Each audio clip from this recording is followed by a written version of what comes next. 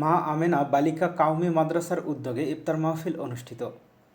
আল আমিন বিন আমজাদ, ফুলবাড়ী দিনাজপুর প্রতিনিধির ভিডিও চিত্রে থাকছে বিস্তারিত। দিনাজপুরের ফুলবাড়ী উপজেলার শিবনগর ইউনিয়নের হাজির মোড়ে অবস্থিত মা আমেনা বালিকা কাউমি মাদ্রাসার উদ্যোগে ইফতার ও দোয়া মাহফিল অনুষ্ঠিত হয়েছে।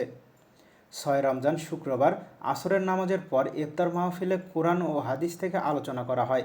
আলোচনা করেন অত্র মাদ্রাসার শিক্ষা পরিচালক মৌলানা আলাউদ্দিন, মৌলানা নূর মোহাম্মদ, তরুণ আলিম মৌলানা সজীব আহমেদ, তরুণ আলেম মৌলানা জাকি হাবিব, তরুণ আলেম মৌলানা সাজিদ আশরাফি, স্থানীয় ওলামায়ে কেরামগণ।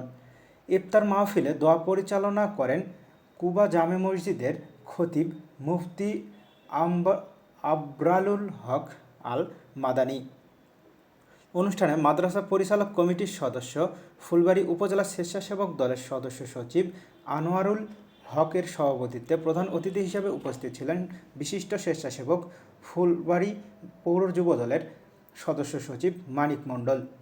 অন্যান্যদের মধ্যে উপস্থিত ছিলেন সাপ্তাহিক ফুলবাড়ী বার্তা পত্রিকার সম্পাদক তাজমিলুর রহমান নয়ন, ফুলবাড়ী রিপোর্টার্স ইউনিটের সভাপতি হারুনুর রশিদ, নিরাপদ সড়ক চায় ফুলবাড়ী শাখার সভাপতি লিমন হায়দার, এশিয়ান টিভির ফুলবাড়ী উপজেলা প্রতিনিধি কবির সরকার, ফুলবাড়ী থানা প্রেস ক্লাবের সহসভাপতি মোশাররফ হোসেন, বিশিষ্ট চিকিৎসক ডাক্তার জাকির হোসেন, বিশিষ্ট ঠিকাদার আহমেদ হোসেন সহ স্থানীয় গণ্যমান্য ব্যক্তিবর্গ। পরিশেষে মাদ্রাসা পরিচালনা করতে সকলের কাছে সার্বিক সহযোগিতা ও দোয়ার কামনা করে অত্র মাদ্রাসার প্রতিষ্ঠা পরিচালক মৌলানা আল আমিন বিন আমজাদ।